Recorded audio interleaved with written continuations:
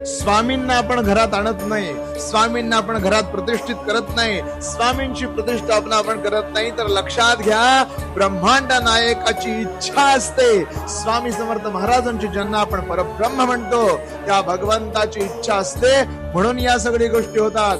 महाराजांचं लक्ष असतंय म्हणून आपण त्यांची सेवा करू शकतो. महाराजांची इच्छा असते म्हणून आपण त्यांना देवाऱ्यात बसवू शकतो. महाराजांची इच्छा असते म्हणून आपण नित्य सेवा करू शकतो. लक्षात घ्या ब्रह्मांड नायकाने ठरवलंय की कोण माझा भक्त होणार. ब्रह्मांड नायकाने ठरवलंय की कुणाचा उद्धार होणार, म्हणून आणि म्हणूनच आपल्याकडून या सेवा घडतात. लक्षात घ्या करता करविता देता न्याय करता सगळं स्वामी स्वामी स्वामी आहे. महाराजांनी ठरवलंय म्हणून सेवा करतोय. हे वाक्य आयुष्यभर डोक्यात ठेवा. कधीही गर्व, कधी ईर्ष्या, कधी दंभ मनात येऊन स्वतःची सेवा वाया जाणार नाही. श्री स्वामी.